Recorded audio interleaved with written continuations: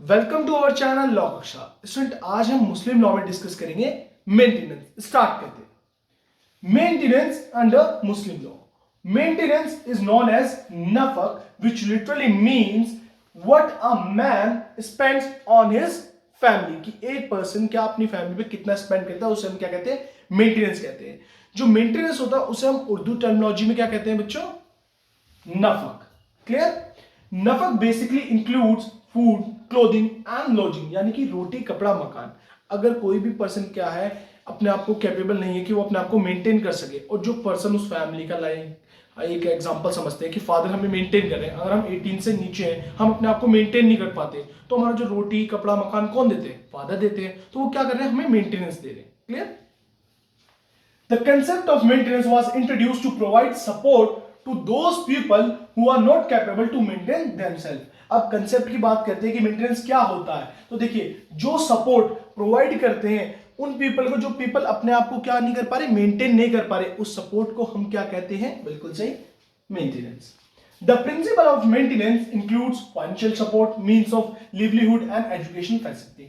अब देखिए, बात करते हैं कि जो हमारा मेंटेनेंस का प्रिंसिपल है उस वो क्या इंक्लूड करता है। वो इंक्लूड करता है कोई भी, देखिए हमारा फाइनेंशियल सपोर्ट हो गया। जैसे फॉर एन एग्जांपल, कोई भी पर्सन है वो अपनी बेसिक नेसेसिटी यानी कि रोटी, कपड़ा, मकान को भी क्या नहीं कर पा रहा, सेटिस्फाइड नहीं कर पा रहा, तो जब उसे हम फाइनेंशियल सपोर्ट देते हैं तो वो चीज क्या है? वो है मेंटेनेंस। क्लियर? अब उसमें क्या होता है, जैसे एजुकेशन फैसिलिटीज, कि बच्चों के लिए क्या एजुकेशन, उन्हें स्कूल भेजना, तो ये चीज क्या होगी?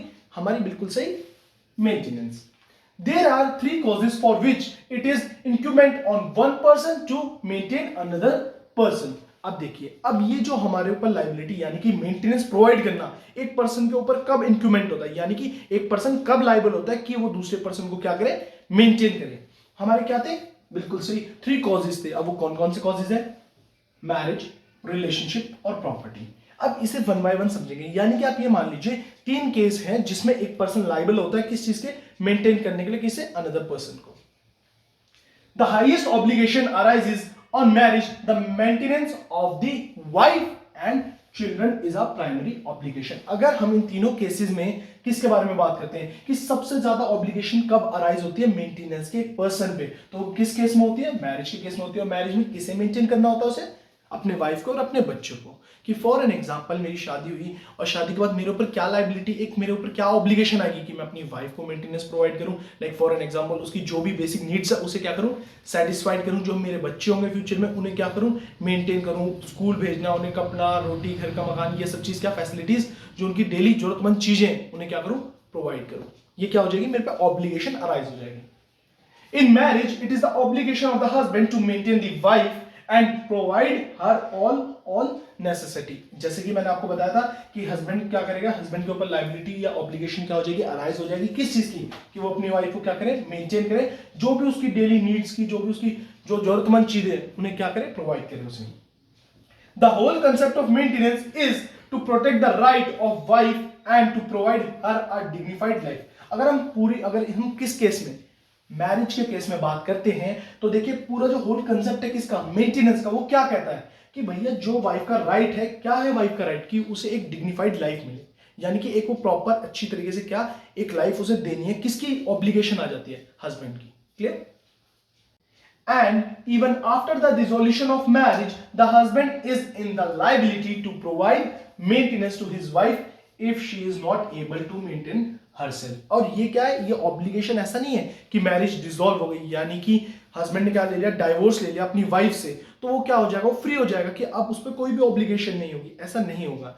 अगर वाइफ कैपेबल नहीं है, यानी कि वाइफ कोई अच्छा अर्न नहीं कर रही है, अपने आप को मेंटेन नहीं कर पा रही, तो क्या ये ऑब्लिगेशन कंटिन्यू रहेगी?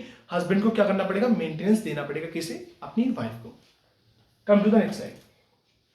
It is not only provided to the wife but also to the children, parent, grandparents, grandchildren and other relationship by blood. अब ये जो मेंटेनेंस का कंसेप्ट है सिर्फ वाइफ के लिए नहीं है, चिल्ड्रन के लिए भी है, पेरेंट्स के लिए भी है, ग्रैंड पेरेंट्स के लिए भी है, ग्रैंड चिल्ड्रन के लिए भी है, और अदर रिलेशन जो हमारे ब्लड रिलेशन में होते हैं उनके लिए भी होता है। The amount of maintenance depends on the financial position of the person who is bound to provide maintenance. अब देखिए, जो ये अमाउंट होता है, लाइक कि कोई भी वाइफ क्या कर रही है? क्लेम कर रही है अपने हस्बैंड से कि आप मुझे मेंटेनेंस प्रोवाइड करो, तो अमाउंट कैसे डिसाइड होगा? कितना अमाउंट होगा, 5,000 होगा मंथली, 10,000 होगा, 20,000 होगा, 30,000 होगा। अब ये किस पे डिपेंड करेगा, उस पर्सन की, यानी कि उस हस्बैंड की, या जिस पर्सन पे वो लायबिलिटी अराइज हो रही है, किसकी, मेंटेनेंस की, उस पर्सन की फाइनेंशियल पोजीशन पे डिपेंड करेगा।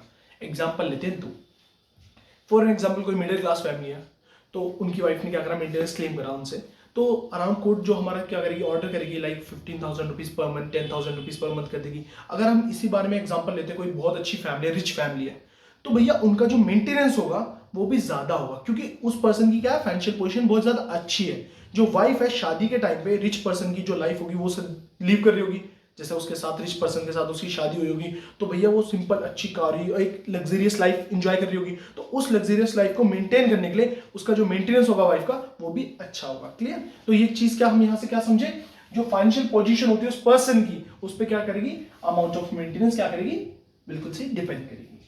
खर्चा ए पायदान क्या होता है, देखिए, the spouses can enter into an agreement that the husband will pay special allowance to his wife। अब यहां याद रखना, स्पेशल अलाउंस। अब देखिए, पति पत्नी ने दोनों ने क्या करा, ये एग्रीमेंट करा, पति ने प्रॉमिस करा इस जगह कि मैं आपको एक काम करूंगा, 10,000 रुपीज पर मंथ दूंगा। अब ये मेंटेनेंस नहीं है, यहां ध्यान देना, मेंटेनेंस नहीं है। मैंने उससे प्रॉमिस करा, उसकी मेरी शादी हो रही है और मैंने उससे प्रॉमिस करा कि मैं आपको 10,000 रुपीज पर मंथ दूंगा एज अ पॉकेट मनी। तो ये जो खर्चाए पायदान है, ये क्या है, ये हमारा मेंटेनेंस नहीं है, ये एक स्पेशल अलाउंस है जो मैंने उसे क्या करके प्रॉमिस करके, मैं उसके साथ एग्रीमेंट में आया और मैंने उसे क्या करा, प्रॉमिस करा पे करने का अपनी वाइफ को। क्लियर? अकॉर्डिंग टू मूला, खर्चाए पायदान means betel box expenses and is a personal allowance to the wife customary among Muslim families of rank. Kharchai Paidan is absolute property of the wife and she is at liberty to use it according to her sweet will. The husband has no control over that money. अब देखिए, जब हम agreement में आए, यानी कि मेरी wife और मैं एग्रीमेंट में आए और मैंने उसे प्रॉमिस करा कि मैं आपको एक्स्ट्रा कुछ एक स्पेशल अलाउंस पर मंथ दूंगा या कुछ भी जो मैंने उसे प्रॉमिस करा, तो ये क्या होगा, जो अलाउंसेस दूंगा वो क्या होगा, एक बैटल बॉक्स एक्सपेंसेस होगा, यानी कि उस एक्सपेंस जो क्या होगा, एक एब्सोल्यूट प्रॉपर्टी होगी, क्या, वाइफ की। एब्सोल्यूट प्रॉपर्टी मतलब कि उसका आप उस पर पूरा अधिकार है। मैं उससे ये नहीं पूछ सकता, जो मैंने आपको पैसे दे रहा हूं या जो मैं आपको स्पेशल अलाउंसेस दे रहा हूं उसका आप क्या कर रहे हो, उस पर क्या है, उस वाइफ की क्या है, एब्सोल्यूट वो प्रॉपर्टी क्या है, वो एब्सोल्यूट प्रॉपर्टी, यानी कि वो उसको सेव करे, इन्वेस्ट करे, खर्च करे, पार्लर जाए, वो उसकी क्या है, एब्सोल्यूट प्रॉपर्टी, वो उससे कुछ भी कर सकती है अपनी मर्जी से। And she is at liberty to use it according to sweet will, यानी कि अपनी इच्छा से वो जहां चाहती है, उस पर पास क्या है, लिबर्टी है कि वो किसी भी तरीके से उस मनी को क्या कर सकती है, उस स्पेशल अलाउंसेस को क्या कर सकती है, यूज कर सकती है। The husband can no control over that money, मतलब कि हस्बैंड क्या है, उस मनी पे क्या नहीं कर सकता, कंट्रोल नहीं कर सकता, कि मैंने आपको ये क्या दिए थे, स्पेशल अलाउंसेस दिए थे, उस पर कोई भी कंट्रोल नहीं कर सकता। यानी कि स्ट्रेट फॉरवर्ड ये क्रक्स की बात करें तो जो स्पेशल अलाउंसेस हस्बैंड अपनी वाइफ को देगा, तो वो वाइफ के ऊपर क्या नहीं कर सकता, बाउंड नहीं कर सकता कि आप यहां खर्च नहीं करोगे, ये नहीं करोगे। क्लियर? एब्सोल्यूट प्रॉपर्टी होती है। Come to the next slide. Case Khwaja Mohammad Khan versus Nawab Hussain Begum, 1910 का ये केस है। अब किस केस में पढ़ते हैं, क्या बात हुई थी। In Khwaja Muhammad Khan versus Nawab Hussain Begum, the marriage was held during the infancy of the children. It was agreed by the parents that the father of the son will pay rupees 500 per month in perpetuity to his son's wife. The payment was known as Kharchai Paidan and no condition were laid down for its payment. अब यहां तक पढ़ते हैं। देखिए, इस case में क्या था, जो शादी हुई थी वो क्या हो गई थी, बचपन में हो गई थी। तो भैया जो सन के, यानी कि जो लड़के के फादर थे, उन्होंने क्या करा था, प्रॉमिस करा था, यानी कि स्पेशल अलाउंसेस का प्रॉमिस करा था कि वो पर मंथ क्या देंगे, 500 रुपीज देंगे। और ये जो यहाँ इसके जो हमारे पेमेंट के टाइम पे कोई भी कंडीशन सेट नहीं हुई थी, तो देखिए हमने यहाँ नोटिस करा, खर्चा पायदान मतलब स्पेशल अलाउंसेस दे रहे हैं कि 500 रुपीज का हमने क्या कर दिया, प्रॉमिस कर दिया कि जो किसके, सन के जो फादर है वो क्या करेंगे, पे करेंगे। किसे, यानी कि जो अपने बेटे की जो वाइफ होगी, यानी कि अपनी बहू। The wife went to her husband's house and lived there for some years. Later on, there was a difference between husband and wife. Consequently, the wife left her matrimonial home. She filed a suit for realization of her kharchai paidan. It was held that she was entitled to recover the whole amount, notwithstanding the fact she was not a party to the agreement. Kharchai paidan is a personal allowance and it can not be transferred even though payment secured on immovable property. अब देखिए इसमें कहा गया कि जो वो लड़की थी वो क्या नहीं थी, वो भैया पार्टी नहीं थी उस एग्रीमेंट में। भाई एग्रीमेंट में जब भाई वो बच्ची तो छोटी होगी, यानी कि मैं क्या कह रहा हूँ, इन्फेंसी में उनकी शादी हुई है, तो वो लड़की क्या नहीं थी उस एग्रीमेंट का, यानी कि जो खर्चा पायदान था, जो 500 रुपए का प्रॉमिस था, वो किसने करा था? लड़के के पापा ने करा था। तो वो पार्टी में जो एग्रीमेंट होता उसकी पार्टी नहीं थी वो लड़की, बट तब भी वो क्या होगी भैया, वो क्या करेगी, एंटाइटल होगी किस चीज के लिए? To recover the whole amount of खर्चाए पायदान, यानी कि वो जो अमाउंट मिलती है, यानी कि 500 रुपए पर मंथ जो उसे मिलना है, वो उसे क्या करेगा, मिला जाएगा, चाहे वो पार्टी हो या नहीं हो, उस वो क्या होगी, वो एंटाइटल होगी वो अमाउंट क्या करने के लिए, रिकवर करने के लिए। और जो खर्चाए पायदान है वो क्या है, वो उसका क्या है, एक हमारा पर्सनल अलाउंसेस है, एक स्पेशल अलाउंसेस है, उसकी क्या है, एब्सोल्यूट प्रॉपर्टी है। Clear? Come to the next slide. Requisites for a claim. The general rule in this regard is that only such person is entitled to maintenance. अब कौन कौन पर्सन क्या होंगे भैया, एंटाइटल होंगे मेंटेनेंस के? First, who has no property of his own, जिस person के पास भाई खुद की प्रॉपर्टी है, तो वो क्या कर सकता है, मैं ही मेंटेनेंस ले सकता है। फॉर एन एग्जांपल, अगर मेरे पास बहुत प्रॉपर्टी है, मैं मेंटेनेंस मांग रहा हूँ, तो मुझे मेंटेनेंस नहीं मिलेगा, क्योंकि भाई अगर क्या है, यहाँ देखी जाती है कि वो अपनी बेसिक नीड्स को क्या नहीं कर पा रहा, सेटिस्फाइड नहीं कर रहा, तब क्या होता है, मेंटेनेंस अलाउ होता है। Who is related within the prohibited degree to the relationship, वो पर्सन क्या हो भैया, रिलेटेड हो किसी का प्रोहिबिटेड रिलेशनशिप से, क्या हो, उस पर्सन से जिस पे लाइबिलिटी अराइज होगी उसके साथ। The person from whom he claims is in easy circumstances. अब इजी सर्कमस्टांसेस का मतलब क्या है भैया, आप उस पर्सन से क्लेम करेंगे जिसके भैया इजी सर्कमस्टांसेस हो, यानी कि वो भी वेल सेटल हो, उसका भैया सही हो। ऐसा ना हो कि भैया आप उससे मेंटेनेंस क्लेम कर रहे हो और भैया उसके भैया खाने के तक पैसे नहीं है। आप समझ रहे हैं ना कि भैया वो अपनी आपकी बेसिक नीड्स को नहीं सेटिस्फाइड कर पा रहा और आप उससे क्या कर रहे हो, मेंटेनेंस क्लेम कर रहे हो। Clear? Person entitle to maintenance. अब कौन पर्सन क्या होते हैं, बिल्कुल सही, एंटाइटल होते हैं मेंटेनेंस के। देखते हैं, डिसेंडेंट, असेंडेंट, कोलेटरल, वाइफ। अब डिसेंडेंट क्या होते हैं, असेंडेंट क्या होते हैं, कोलेटरल क्या होते हैं, वाइफ तो आप जानते होंगे, बट ये तीनों क्या होते हैं, कैसे एंटाइटल होते हैं, इनके अंदर कौन कौन आता है, डिस्कस करते हैं। Come to the next slide. His descendants, the father's liability to maintain his children is absolute. He is bound to maintain them even if they are in mother custody. A father is liable to provide maintenance to following. अब देखिए, अगर अब जैसे हम बात करते हैं descendant, अब डिसेंडेंट क्या होते हैं, डिसेंडेंट क्या होते हैं, हम अब एक बात बताते हैं कि जो हमारे क्या होते हैं, वंशज होते हैं, यानी डिसेंडिंग ऑर्डर में। डिसेंडिंग ऑर्डर क्या होता है, बड़ा, छोटा। अब देखिए डिसेंडेंट से मैं आपको बता दूं, ये ट्रिक्स है, याद कर लो आप तो बेटर रहेगा। कंफ्यूज होता है बच्चे एग्जाम में, भूल जाते हैं डिसेंडेंट क्या था, असेंडेंट क्या था, भूल गए। नहीं, डिसेंडेंट क्या होते हैं, हमारे वंशज होते हैं। वंशज मतलब देख मानते हैं, डिसेंडेंट वंशज क्या हो गए, जो आगे हमारा वंश चलाएंगे, जो हमारी फैमिली को आगे रन करेंगे, यानी कि बच्चे बच्चे बच्चे बच्चे। तो ये देखिए डिसेंडेंट क्या होता है, बड़ा, फिर छोटा, फिर छोटा, फिर छोटा, छोटा, डिसेंडिंग ऑर्डर। डिसेंडिंग ऑर्डर में, तो डिसेंडिंग ऑर्डर में हम और बात करते हैं, तो बड़े की लाइबिलिटी होगी, छोटे को मेंटेन उसकी लाइबिलिटी होगी, उसको छोटे से मेंटेन करेगी, तो डिसेंडिंग ऑर्डर चल रहा है। क्लियर? तो देखिए क्या कहा गया कि फादर की लाइबिलिटी होती है कि वो क्या करे, चिल्ड्रन को क्या करे भैया, मेंटेनेंस प्रोवाइड करे। और वो मेंटेनेंस प्रोवाइड करने के लिए क्या होता है, बाउंड होता है, इवन जो चिल्ड्रन है वो क्या हो, मदर की कस्टडी में हो। क्लियर? अब किस केस में हमारे फॉलोइंग हमारे क्या होते हैं, मेंटेनेंस के प्रोवाइड, जब किस किस कंडीशंस में किस किस पर्सन को क्या करेगा, फादर क्या होगा, लायबल होगा मेंटेनेंस प्रोवाइड करने के लिए। उन्हें देख लेते हैं। माइनर चिल्ड्रन, अगर कोई भी बच्चा क्या है, माइनर है, तो उसके फादर की क्या है, लाइबिलिटी है, ऑब्लिगेशन है, वो क्या करेगा, उन्हें मेंटेनेंस देगा, यानी कि उन्हें मेंटेनेंस प्रोवाइड करेगा। अनमैरिड डॉटर, अगर कोई एक फादर है, उसकी डॉटर क्या अनमैरिड है, यानी कि शादीशुदा नहीं है, तो उस फादर की लाइबिलिटी है, ऑब्लिगेशन है, वो क्या करें, मेंटेन करें, किसे, अपनी डॉटर को। Married daughter if she is poor, अगर उसकी जो डॉटर है, यानी कि जो उसकी लड़की है, वो क्या है, शादीशुदा और वो बहुत ज्यादा गरीब है, वो अपनी बेसिक नीड्स को भी सेटिस्फाइड नहीं कर रही, तो फादर के ऊपर क्या है, लाइबिलिटी है, क्या करे, मेंटेनेंस प्रोवाइड करे। Adult sun if he is indigent, अब ये इंडिजेंट का मतलब क्या होता है, देखिए अगर क्या जो हमारा सन भी है, यानी कि जो फादर का क्या है, जो उनका बेटा है, उसकी भी क्या है, पोजीशन बहुत बेकार है, वो अपनी नीड्स को ही सेटिस्फाइड नहीं कर पा रहा, तो यानी कि बहुत पुअर है, तो इस सिचुएशन में भी क्या करेगा, फादर क्या करेगा, मेंटेनेंस प्रोवाइड करेगा अपने अडल्ट सन को भी। The daughter refuses the offer to live with father, she cannot claim maintenance. अगर डॉटर क्या कर देती है, रिफ्यूज कर देती है कि वो अपने फादर के साथ नहीं रहेगी, तो इस कंडीशन में she cannot claim maintenance. Maintenance of children after the dissolution of marriage. अब बच्चों को यानी चिल्ड्रंस को कैसे मेंटेनेंस मिलेगा, किसके बाद, डिसोल्यूशन ऑफ मैरिज के बाद। Under the Muslim law, so far as the children out of the dissolved wedlock are concerned, the father's obligation to maintain them is absolute in terms. So long as he is in the position to do so or the children have no independent income of their own। अगर भैया बच्चों के पास independent income नहीं है तो father का जो right है यानी कि मैरिज डिसॉल्व होने के बाद भी वो क्या रहेगा, एब्सोल्यूट रहेगा, क्योंकि भैया फादर की लायबिलिटी वो अपने चिल्ड्रंस को क्या करे, मेंटेन करे। तो यानी कि जो ऑब्लिगेशन रहेगी वो कंटिन्यू रहेगी। अगर बच्चे नहीं कमा रहे यानी कि अपने बच्चे बेसिक नीड्स को सेटिस्फाई नहीं करे तो जो फादर का ऑब्लिगेशन है वो क्या रहेगा, कंटिन्यू रहेगा। ये क्या रहेगा, एब्सोल्यूट रहेगा। ठीक है, come to the next slide. The right of a children is separate and independent under Muslim law. जो भैया देखो बच्चों का जो राइट होता है वो मुस्लिम लॉ में क्या होता है भैया, सेपरेट होता है, इंडिपेंडेंट होता है। क्लियर।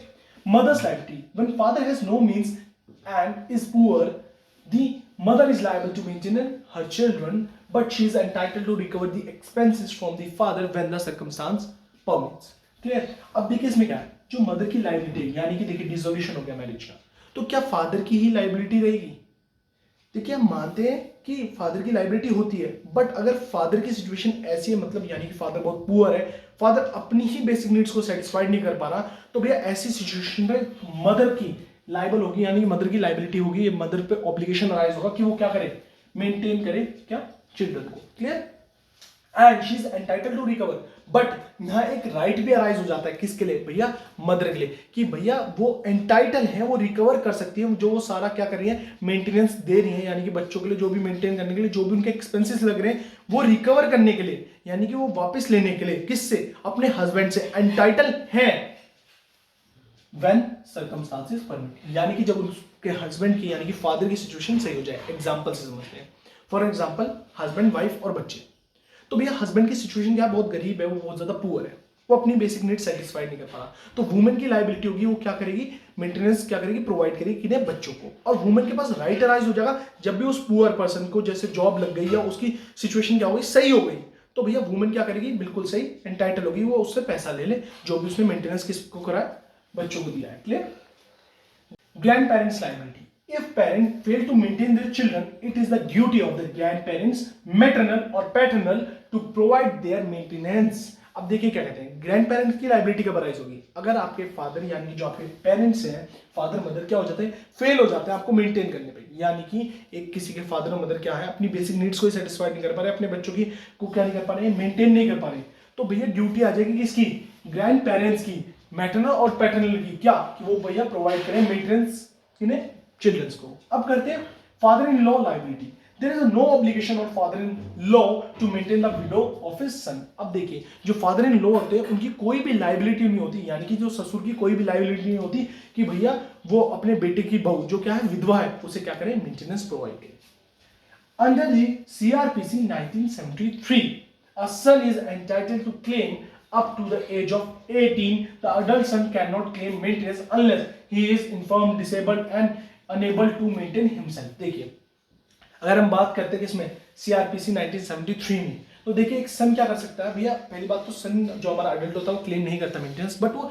एक क्या कर सकता है, क्लेम कर सकता है। किस सिचुएशन में क्लेम कर सकता है, बहुत ज्यादा पुअर है, डिसेबल है, अपने आप को मेंटेन नहीं कर पा रहा बिल्कुल, तो उस सिचुएशन में वो अपने पेरेंट्स से यानी कि फादर से भी क्या कर सकता है, मेंटेनेंस क्लेम कर सकता है। Under the Hanifi law, an illegitimate child is entitled maintenance from his mother but not from his father। अब देखिए illegitimate child क्या होता है, देखिए एक लड़का एक लड़की सेक्सुअल इंटरकोर्स करते हैं शादी से पहले और उससे कोई बेबी होता है, तो उस चाइल्ड को, उस बेबी को क्या कहते हैं हम, इलेजिटिमेट चाइल्ड कहते हैं। अगर हम हनीफी लॉ में बात करते हैं तो जो हमारा इलेजिटिमेट चाइल्ड होता है वो क्या होता है, मेंटेनेंस के लिए एंटाइटल होता है, किससे, अपनी माँ से। मतलब जो भैया हनीफी लॉ की बात करते हैं तो जो इलेजिटिमेट चाइल्ड है वो मेंटेनेंस लेगा किससे, अपनी मदर से, but not from his father, अपने फादर से नहीं लेगा। But under Shia law the illegitimate child cannot claim maintenance from his parents. अगर हम शिया लॉ की बात करते हैं, जो हमारा इलेजिटिमेट चाइल्ड है वो क्या नहीं कर सकता, मेंटेनेंस क्लेम नहीं कर सकता अपने पेरेंट्स से। Clear. Come to the next slide. However, a father is bound to maintain his illegitimate child or legitimate child under CRPC 1973। अब देखिए जो हमारे फादर होते हैं वो क्या होते हैं, बाउंड होते हैं, किस चीज के लिए बाउंड होते हैं फादर, मेंटेन करने के लिए, किसको मेंटेन करने के लिए, लेजिटिमेट चाइल्ड और इलेजिटिमेट चाइल्ड को, किसमें, under CRPC 1973। Section 125 Section 125 of the code provides that if a person having sufficient means neglect his illegitimate or legitimate child who is adult but unable to maintain himself, a magistrate may order such person to take monthly allowance. अब देखिए, अगर हम section 125 के बारे में बात करते हैं तो वो क्या कहता है कि जो पर्सन क्या है, उसके पास क्या है, सफिशिएंट मींस है, यानी कि वेल सेटल्ड है, उसके पास वो अपनी बेसिक नीड्स को सेटिस्फाइड कर रहा है और वो मेंटेन कर सकता है किसी अनदर पर्सन को, तो उसके पास क्या लायबिलिटी अराइज हो जाएगी, वो नेग्लेक्ट नहीं कर सकता अपने इलेजिटिमेट और लेजिटिमेट चाइल्ड को। यानी कि जो उसके क्या एक लेजिटिमेट क्या होते हैं चाइल्ड, जैसे एक पति पत्नी शादी होते हैं, जो बच्चा होता है उससे हम लेजिटिमेट चाइल्ड कहते हैं, और जो शादी से पहले एक बॉय और एक गर्ल क्या करते हैं, सेक्सुअल इंटरकोर्स करते हैं, उससे जो बच्चा पैदा होता है उसे हम क्या कहते हैं, बिल्कुल से इलेजिटिमेट चाइल्ड कहते हैं। तो वो दोनों ही, यानी कि लेजिटिमेट चाइल्ड और इलेजिटिमेट चाइल्ड को क्या नहीं कर सकता, नेग्लेक्ट नहीं कर सकता कि मैं इसे मेंटेन नहीं करूंगा। अगर वो अडल्ट है तो भैया और अपने आप को मेंटेन नहीं कर पा तो भी क्या है, लाइबल है कौन, फादर, कि उन्हें क्या करेंगे, उसे मंथली अलाउंस देंगे। हिज असेंडेंट्स, अब असेंडेंट्स क्या होते हैं, असेंडेंट्स क्या होते हैं, जैसे मैंने आपको डिसेंडेंट्स में बनाया था कि बड़े से छोटे की तरफ, असेंडेंट्स क्या होते हैं, छोटा बड़ा बड़ा बड़ा, तो अब यहाँ से आप छोटे से स्टार्ट हो रहा है, तो यहाँ छोटे के ऊपर क्या हो रही है, लाइबिलिटी या ऑब्लिगेशन क्या हो रही है, अराइज हो रही है, किन्हें मेंटेन करने के लिए, अपने बड़ों को। Clear, ascending order. Students efforts डालता हूँ कि जिससे छोटे छोटे एग्जांपल्स अपने नॉर्मल लेमैन लैंग्वेज में भी आपको समझाने की कोशिश करता हूँ। तो प्लीज़ अगर वीडियोस अच्छी लगती है तो प्लीज़ सपोर्ट दिखाइए, ज़्यादा से ज़्यादा शेयर करें वीडियो को, subscribe my channel and also press bell icon. अगर कोई भी क्वेरीज है या आपको ऐसा लगता है कि सर बहुत अच्छे एफर्ट्स दे रहे हैं, कंटेंट बहुत अच्छा दे रहे हैं, तो प्लीज़ इंस्टाग्राम पे फॉलो जरूर करें, डीएम पे जरूर बताएं कि आपको कैसा लग रहा है, पढ़ाने का तरीका समझ आ रहा है या कुछ कमी है, तो वो भी प्लीज़ मुझे मेरे इंस्टाग्राम अकाउंट शुभम_22 लिंक डिस्क्रिप्शन में, वहाँ मुझे जरूर बताएं। Thank you. स्टार्ट करते हैं। Children's liability. Children are liable to provide maintenance to their parents. अब देखिए, चिल्ड्रन के ऊपर भी क्या होती है, लाइबिलिटी होती है कि वो क्या करे, मेंटेनेंस प्रोवाइड करे, किसे, अपने पेरेंट्स को। एवरी चाइल्ड वेदर मेल और फीमेल, अडल्ट और minor, who have sufficient property is responsible to supply maintenance to his parents. तो अगर कोई भी बच्चा है, चाहे वो मेल है या फीमेल है, माइनर है या अडल्ट है, उसके पास क्या है, सफिशिएंट प्रॉपर्टी है, तो वो पर्सन क्या होगा, वो चाइल्ड क्या होगा, लाइबल होगा, रिस्पॉन्सिबल होगा, उस पर ऑब्लिगेशन होगा किस चीज की, कि वो मेंटेनेंस क्या करे, प्रोवाइड करे अपने पेरेंट्स को। क्लियर बच्चों। Under Sunni law, whether parents are capable of earning और not make no difference, but under Shia law the children are relieved of their duty if the parents are capable of earning. अगर हम Sunni law की बात करते हैं तो वहां पे पेरेंट्स कमा रहे हैं या नहीं कमा रहे, बच्चों को क्या करना है, मेंटेनेंस प्रोवाइड करना है, उन पे क्या है, लाइबिलिटी है, ऑब्लिगेशन है। अगर हम शिया लॉ के बारे में बात करते हैं तो बच्चों को रिलीफ मिल जाता है, यानी कि बच्चों पे ऑब्लिगेशन अराइज नहीं होती, कब, if the parents are capable of earning, जो उनके जो पेरेंट्स है उनके वो क्या है, कैपेबल है अर्निंग करने के लिए। क्लियर। ग्रैंड चिल्ड्रंस लाइबिलिटी, यानी कि जो क्या है, हमारे दादा और दादी को हम क्या करना है, मेंटेनेंस प्रोवाइड करना है, क्योंकि हम उनके क्या हुए, ग्रैंड चिल्ड्रंस हुए, तो हमें क्या करना है, मेंटेनेंस प्रोवाइड करना है। किसके बारे में बात करें, असेंडेंट्स के बारे में। जैसे मैंने आपको बताया था, हमारे डिसेंडेंट्स क्या होते हैं, बिल्कुल सही बताओ क्या होते हैं, जैसे हमने बताया डिसेंडिंग ऑर्डर्स में जो हमारे क्या है, वंशज, और असेंडेंट्स क्या होते हैं, जो हमारे पूर्वज हैं, यानी कि जो हमारे दादाजी पापा जी हमसे बड़े हैं ना। Clear. There are no children और the children are intelligent, it is liability of the grandchildren to provide maintenance to their grandparents. अगर भैया क्या है, फॉर एन एग्जांपल बताता हूँ, कोई एक बच्चा है, उसके पापा मम्मी नहीं है, तो उसके दादा दादी को मेंटेन करने की लाइबिलिटी किसके ऊपर आ जाएगी, उस बच्चे के ऊपर आ जाएगी। अगर उसके मम्मी पापा भी हैं और दादा दादी भी हैं, जो मम्मी पापा हैं वो मेंटेन नहीं कर पा रहे अपने दादा मतलब अपने मम्मी पापा को, यानी कि दादा दादी को, तो उस बच्चे के ऊपर लाइबिलिटी आएगी, वो क्या करेगा, मेंटेन करेगा, किससे, बिल्कुल से अपने दादा दादी को। Maintenance due to the stepmother only when the father is weak and has no means to maintain her। और जो मेंटेनेंस है कब ड्यू होगा, स्टेप मदर पे, जब जो फादर होंगे वो क्या होंगे, वीक होंगे, यानी कि वो पुअर होंगे, वो बेसिक नीड्स को सेटिस्फाइड नहीं कर रहे होंगे। Come to the next slide. Collaterals. अब कोलेटरल्स क्या होते हैं, हमारे जो सगे संबंधी, यानी कि हमारे relatives. The Muslim law of maintenance of relatives is based on the principle of reciprocity. The relative who are entitled to inherit the properties of a person have corresponding obligation to maintain them। अब देखिए, जो भी हमारे relatives क्या कर रहे हैं, अब हमारी प्रॉपर्टी को लेंगे हमारे बाद, तो उन पे क्या है, ऑब्लिगेशन है, ड्यूटी है कि वो लाइबल है क्या, हमें मेंटेनेंस देने के लिए। Under Hanafi law, Muslim is under obligation to maintain her collateral relation within the prohibited degrees only in the following cases. अगर हम बात करते हैं हनीफी लॉ में, तो मुस्लिम क्या है, मुस्लिम्स पे क्या है, हमारे क्या ऑब्लिगेशन है किस चीज की, कि वो अपने जो हमारे उनके जो कोलेटरल रिलेशंस हैं किसमें प्रोहिबिटेड डिग्री में, उन्हें क्या करें, मेंटेन करें। अगर हम बात करते हैं हनीफी लॉ की सिर्फ, तो मुस्लिम्स पे क्या है, ऑब्लिगेशन है, वो उनके ऊपर क्या है, लाइबिलिटी है किस चीज की, मेंटेन करने की, किसे, कोलेटरल रिलेशंस को, जो किसके साथ है, प्रोहिबिटेड डिग्रीज के रिलेशंस। कौन कौन से केसेस हैं, when he is an easy circumstances, जैसे कि हमने पहले भी डिस्कस करा था कि भैया अपनी खुद की सिचुएशन सही होगी तभी वो क्या करेंगे भैया, मेंटेनेंस प्रोवाइड करेंगे।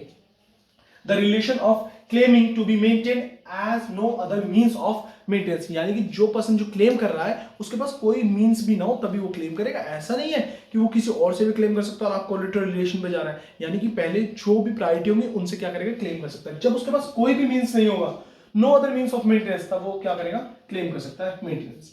However, in Shia law, collaterals are not entitled in any cases. अगर हम शिया लॉ की बात करते हैं, शिया के केस के बारे में बात करते हैं, तो collaterals में क्या होते हैं, कोई भी एंटाइटल नहीं होता किस चीज के लिए, मेंटेनेंस के लिए। Come to the next slide.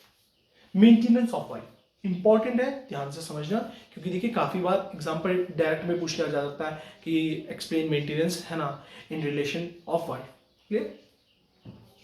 A husband is bound to maintain his wife irrespective of being Muslim, non-Muslim, poor, rich, young, old, if not too young to be unfit for matrimonial intercourse. In addition to the legal obligation to maintain, there may be a stipulation in the marriage contract which may render the husband liable to make a special allowance called kharcha-e-paidan to the wife. अब देखिए maintenance of wife का concept समझिए।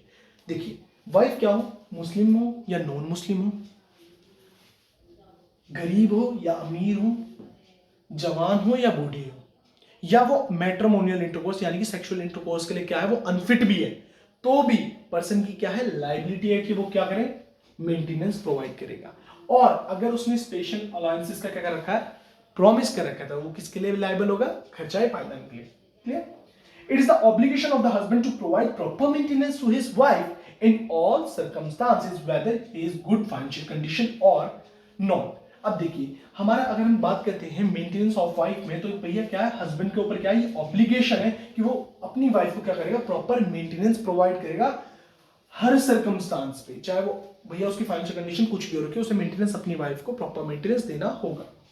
Whether he is good financial condition or not, उसकी जो condition है, financial condition वो good है या नहीं है, तब भी उसे क्या करना पड़ेगा, मेंटेनेंस देना पड़ेगा। His obligation to provide maintenance is even after the dissolution of marriage. जो पर्सन है, मुस्लिम है, वो क्या करेगा, उस पर ऑब्लिगेशन रहेगी, किस चीज की लायबिलिटी रहेगी, कि वो मेंटेनेंस प्रोवाइड करे अपनी वाइफ को डिसोल्यूशन ऑफ मैरिज के बाद, यानी कि डाइवोर्स, मतलब जो उसकी मैरिज क्या होगी, डिसोल्व होगी, उसके बाद भी क्या करे, मेंटेनेंस प्रोवाइड करे। यहां पे बहुत ज्यादा कंफ्लिक्ट हुआ था, ये चीज बहुत ध्यान रखना, even after the dissolution of marriage, Muslim law में बताऊंगा, और फिर इससे हम लिंक्ड करेंगे किसे, section 125 of CrPC 1973। The husband is bound to maintain if she fulfils the following condition. अब हस्बैंड कब बाउंड होगा मेंटेनेंस प्रोवाइड करने के लिए अपनी वाइफ को, इन कंडीशंस में, शी हैज अटेन प्यूबर्टी, जब वो एज अटेन कर चुकी हो किसकी, प्यूबर्टी की, she places and offers to place herself in his power so as to allow free access to herself at all lawful times and obey all his lawful commands. जब मुस्लिम wife मुस्लिम husband की सारी ही lawful commands को क्या करेगी, ओबे करेगी और अपना फ्री एक्सेस देगी। फ्री एक्सेस का मतलब यानी कि जो लॉफुल टाइम होगा उस पर क्या सेक्सुअल इंटरकोर्स को क्या करे, डिनाई ना करे। इन कंडीशंस में क्या होगा भैया, मुस्लिम वाइफ क्या होगी, लाइबल होगी, सॉरी मुस्लिम वाइफ क्या कर सकती है, क्लेम कर सकती है, और जो हस्बैंड होगा वो क्या होगा, बाउंड होगा मेंटेनेंस प्रोवाइड करने के लिए अपनी वाइफ को। देखिए जो मैंने आपको यहां बताया था, even after the dissolution of marriage, इसे अभी आप अपने दिमाग में रख लीजिए, हल्का सा क्रक्स बताऊं तो देखिए अगर हम मुस्लिम्स में बात करते हैं तो मुस्लिम्स में क्या होता है, देखिए मैरिज डिसॉल्व होने के बाद जो इद्दत पीरियड रहता है, जो मुस्लिम पर्सन होता है सिर्फ मेंटेनेंस प्रोवाइड करता है इद्दत पीरियड के लिए। सर आप गलत बता रहे हैं, मतलब मुस्लिम्स को इद्दत पीरियड के बाद मेंटेनेंस नहीं मिलेगा। सेक्शन सीआरपीसी के बारे में बात करेंगे 1973, वेट करें क्योंकि अभी आपको यहां कंसेप्ट नहीं बता सकता मैं सेक्शन 125 का। अभी बस ये याद रख लीजिए, जो मुस्लिम्स में है मेंटेनेंस प्रोवाइड होगा after the dissolution of marriage, वो क्या रहेगा, इद्दत पीरियड तक रहेगा। क्लियर? अभी आगे रुक जाइए, आगे जब कनेक्ट करेंगे सेक्शन 125 ऑफ द सीआरपीसी 1973, तब आपको डीपली केसेस के थ्रू समझाया जाएगा। वेट, पूरी वीडियो को देखना आराम से। Come to the next slide. Quantum of maintenance. अब क्वांटम क्या होता है, देखिए जैसे कि अभी मैंने पीछे स्लाइड्स में डिस्कस करा था कि कितनी अमाउंट मिली जाएगी, किसे वाइफ कितनी अमाउंट क्लेम कर सकती है, कितनी उसे मेंटेनेंस मिलेगा, वो कौन डिसाइड करेगा, कैसे डिसाइड होगा, जैसा कि पहले भी बताया था फाइनेंशियल कंडीशन पे डिपेंड करता है। देखते हैं। The quantum of maintenance is not prescribed under any matrimonial statute. It is decided as per the discretion of court depending upon the condition of the husband and wife. कि वो किस पे depend करेगा, वो अमाउंट कितना maintenance मिलना चाहिए वो किस पे डिपेंड करेगा भैया, कंडीशन में, फाइनेंशियल कंडीशंस पे, भैया उस पर्सन की कंडीशन क्या है। अगर आप किसी रिक्शे वाले से कह दो कि अपनी वाइफ को मेंटेनेंस दो 1 लाख रुपए पर मंथ, तो वो दे सकता है नहीं, तो उसकी फाइनेंशियल कंडीशंस पे डिपेंड करेगा। जैसे उस पर्सन की क्या होगी, जितनी कंडीशन होगी उस तरीके से क्या मेंटेनेंस हमारा कोर्ट क्या करेगा, बिल्कुल सही बताएगा। Under Muslim law women are consider weak as compare to man. अगर हम मुस्लिम लॉ की बात करते हैं तो जो वुमेन को क्या कैसे माना जाता है, कंसिडर कैसे करा जाता है, वीक करा जाता है, किससे, in comparison of man. Man से ज्यादा जाना जाता है कि भैया मैन ही क्या है, मैन ही क्या है, स्टेबल है, और मैन ही क्या कर सकते हैं, मेंटेनेंस कर सकते हैं, मैन ही क्या है, ऊंचे हैं। यानी कि वीमेन को क्या करा जाता है, वीक माना जाता है कि वीमेन अपनी लाइफ को नहीं मेंटेन कर सकती। इसलिए ही ये मुस्लिम लॉज में क्या होता है कि ज्यादातर क्या देखा जाता है कि मुस्लिम हस्बैंड ही क्या करेंगे, मेंटेनेंस प्रोवाइड करेंगे। It is believe that they are not able to maintain herself. Muslim law में बिलीव करा जाता है जो वुमेन्स रहती हैं वो अपने आप को मेंटेनेंस नहीं, मतलब यानी कि अपने आप को मेंटेन नहीं कर सकती on her own, so it is the liability of the husband to provide maintenance to her wife in all condition, even she is capable of maintaining herself. अगर वो कैपेसिटी भी है उसके पास, किसके पास, वुमेन के पास, और अपने आप को मेंटेन भी कर सकती है, बट देखा जाता है कि वुमेन्स क्या नहीं कर सकती, मेंटेन नहीं कर सकती मुस्लिम लॉ में। इसलिए ही जो हस्बैंड होता है उस पर क्या होती है, लाइबिलिटी होती है, किस चीज की, जो provide maintenance to her wife. In addition to provide maintenance the husband is obliged to give other contracted expenses such as खर्चाए पायदन एंड मेवाखोरी एक्सेट्रा टू दी वाइफ। अब ये मुझे बताने की जरूरत नहीं है, जैसे कि मैंने आपको बताया था, जो भी हस्बैंड ने क्या कर रखेंगे, एक्स्ट्रा प्रोमिसेस कर रखेंगे, यानी स्पेशल अलाउंसेस देने के लिए वो एग्रीमेंट में आया होगा, ये प्रॉमिस कर रखेंगे कि मैं आपको स्पेशल अलाउंसेस दूंगा, तो उन्हें भी क्या करेगा, वो पे करेगा, किसके साथ, मेंटेनेंस के साथ। याद रखना, मेंटेनेंस तो पे कर रहा है और स्पेशल अलाउंसेस भी पे कर रहा है। Clear?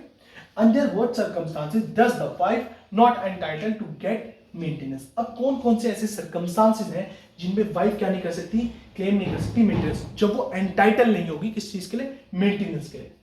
If marriage is irregular void, जो उनका निकाह है वो क्या है, इरेगुलर है या वॉइड है मैरिज, तो उस कंडीशन में जो वुमेन रहेगी, जो वाइफ रहेगी, वो क्या नहीं कर सकती, मेंटेनेंस लेने के लिए हकदार नहीं है।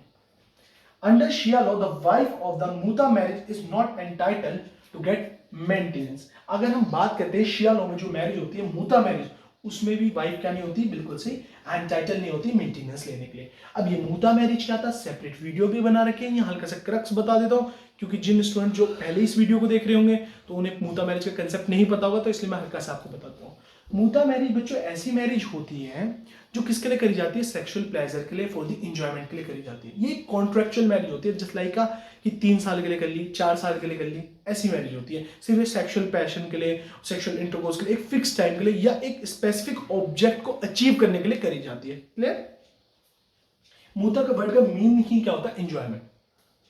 If she refuses access to her husband without any valid cause, अगर वो क्या करती है, यानी कि सेक्सुअल अपने आप को रिफ्यूज करती है, अपने आप को समर्पित करने से, यानी कि सेक्सुअल इंटरकोर्स करने के लिए क्या करती है, मना करती है, कोई भी वैलिड कॉज, यानी कि कोई वैलिड रीजन के बिना अपने हस्बैंड को मना करती है, तो इस केस में भी क्या, जो वुमेन है, जो वाइफ है, वो एंटाइटल नहीं होगी to get maintenance. Come to the next slide. If she is disobedient to his reasonable commands, अब जो वाइफ है वो क्या करेगी, डिसओबे करेगी, क्या, रीजनेबल कमांड, किसकी रीजनेबल कमांड्स, अपने हस्बैंड की, यानी कि मुस्लिम हस्बैंड की जो भी रीजनेबल कमांड्स होगी उन्हें क्या करेंगी, डिसओबे करेंगी। तो इस सिचुएशन में भी क्या, जो वाइफ है, जो मुस्लिम वाइफ है, वो किस चीज के लिए एंटाइटल नहीं होंगी, मेंटेनेंस के लिए। If she refuses to live with her husband, यानी कि वो अपने हस्बैंड के साथ रहने के लिए क्या कर देंगी, मना कर देंगी, रिफ्यूज कर देंगी, और विदाउट एनी लॉफुल एक्सक्यूज। अब ये विदाउट एनी लॉफुल एक्सक्यूज का मतलब क्या है कि उनके पास कोई भी ऐसा लॉफुल रीजन नहीं है कि भैया मैं इस वजह से इनके साथ नहीं रह रही। क्लियर? तो इस सिचुएशन में भी क्या होगा, बिल्कुल सही,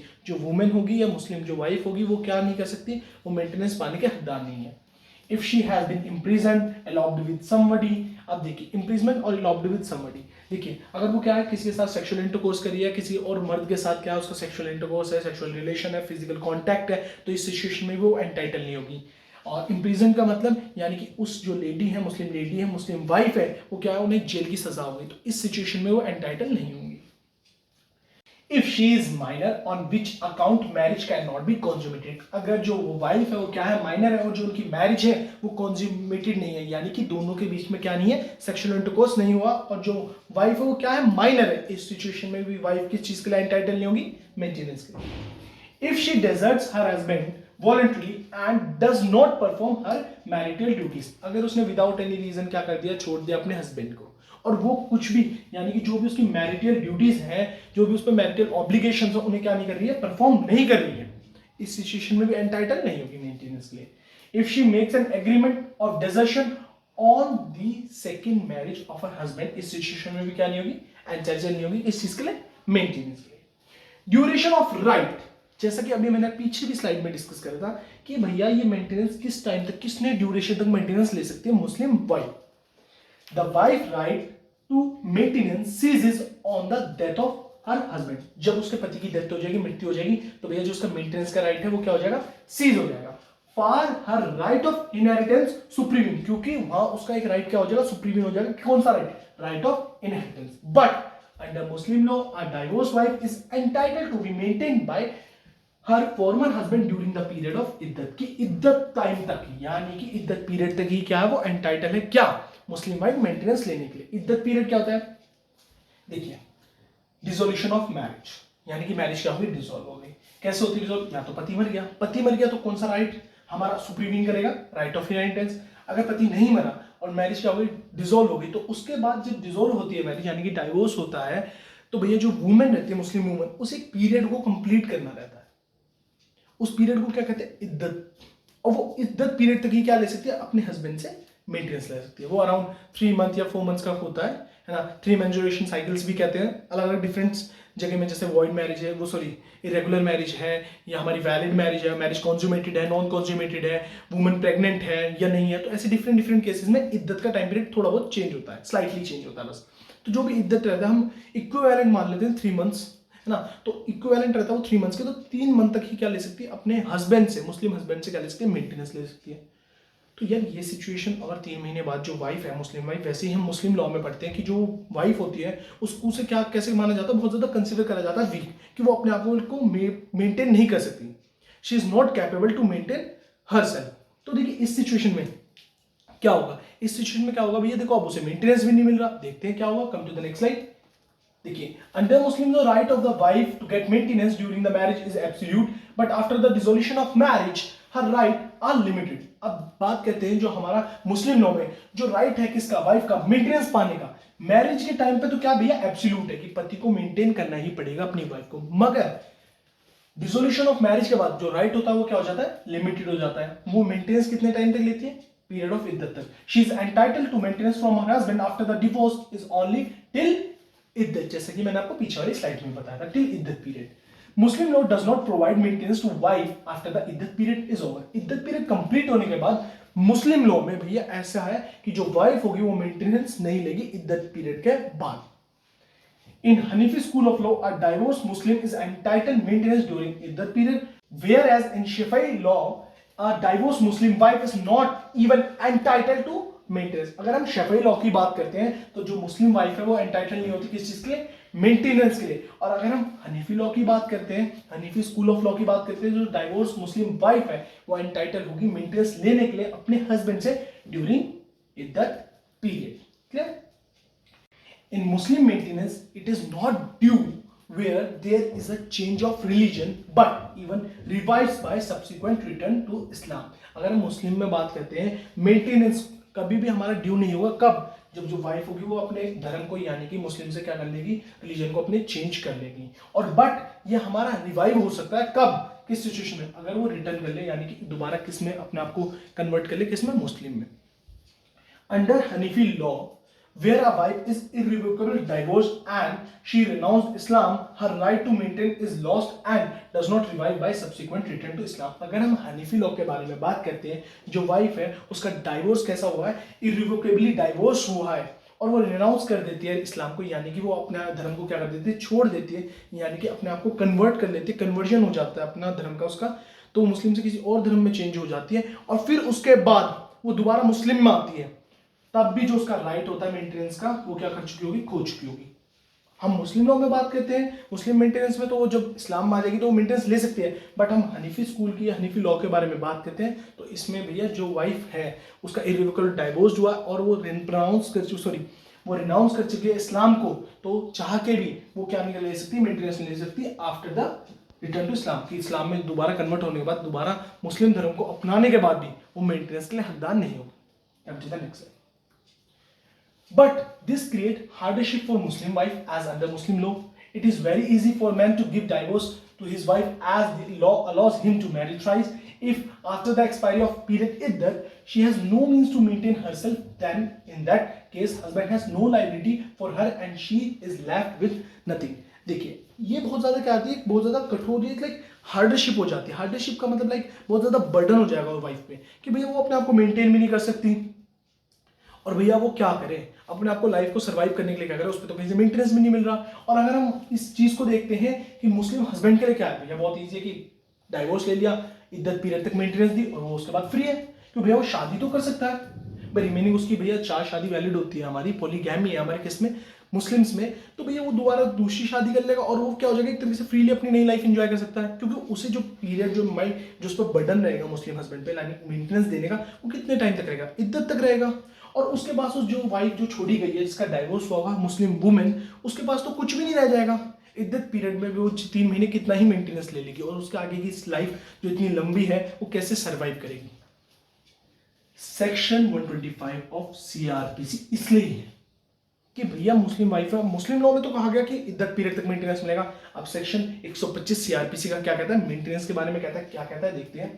provides for maintenance to divorce of all religion, divorce wife of all religion, यानी कि जो भी भैया डाइवोर्स वाइफ है चाहे वो किसी भी रिलीजन की हो, भैया हिंदू हो मुसलमान हो किसी भी रिलीजन की हो, वो क्या लेगी भैया, मेंटेनेंस लेगी, किस के under section 125 of CrPC 1973।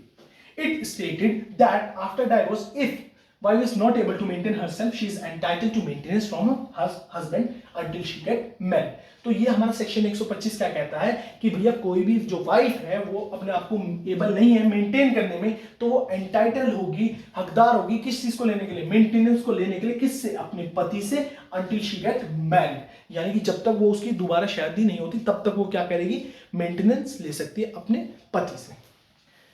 The act applies this provision to Muslim women also, जो हमारा एक्ट है ये अप्लाई किसमें करता है, मुस्लिम वुमेन्स पे भी एप्लीकेबल है ये provision also who are not entitled to maintenance after the period of इद्दत, जो मुस्लिम वुमेन्स है जो इद्दत के बाद उन्हें टाइम मतलब इद्दत पीरियड के बाद जो उन्हें नहीं मिलता मेंटेनेंस मुस्लिम वुमेन्स को, वो वुमेन भी क्या ले सकती है, इस प्रोविजन के तहत क्या ले सकती है, मेंटेनेंस ले सकती है under section 125 of CrPC 1973।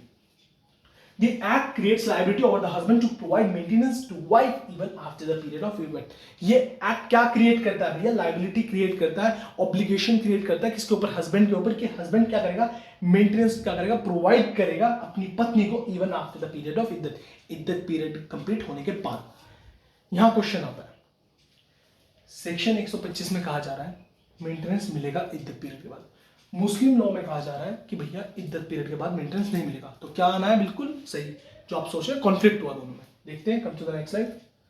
But the provision of this act are in conflict with the provision of Muslim law, जैसा कि मैंने आपको बताया, and debate was going on which law should be applied, this matter was seen by the Supreme Court in landmark judgment. अब देखिए इस case को लेके भैया क्या हुआ, कॉन्फ्लिक्ट हुआ। अब क्या जजमेंट, किस जजमेंट से जो ये कॉन्फ्लिक्ट सॉल्व हुआ, Shah Bano Begum versus Mohammad Ahmad Khan AIR 1985 Supreme Court 945।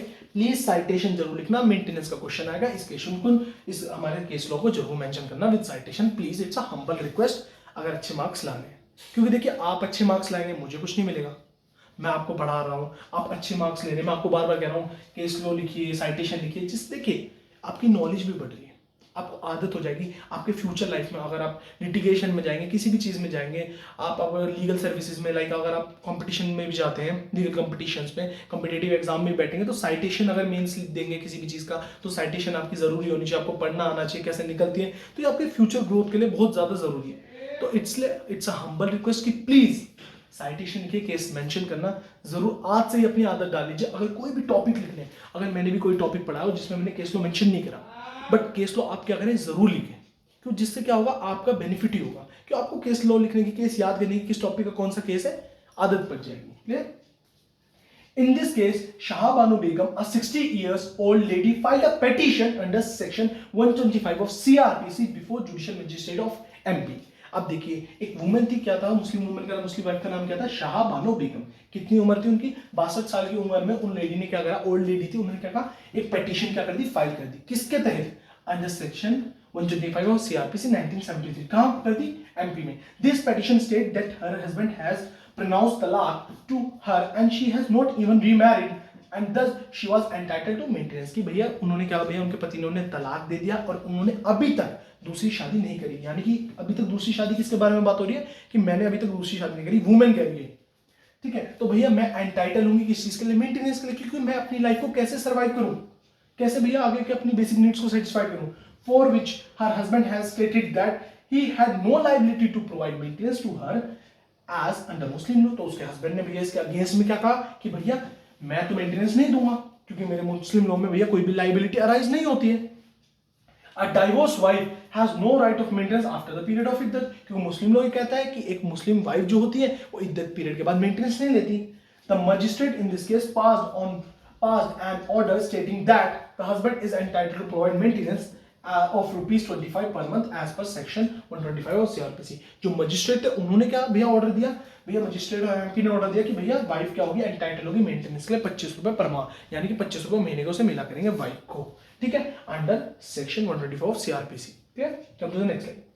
अब जो शाह बानू थी, उन्होंने भैया दोबारा पिटीशन फाइल करा। क्यों फाइल करा? ये जो ₹25 पर मंथ है बहुत ज्यादा कम अमाउंट थी, इसलिए Shah Banu filed a revised petition against this order in High Court of Indore for enhancement of the amount of the maintenance, for which Indore High Court has enhanced the amount of maintenance to 179.20 पैसा rupees per month. तो भैया लगभग 180 rupees approx क्या कर दी, उनकी जो amount थी वो क्या कर दी, इंक्रीज कर दी।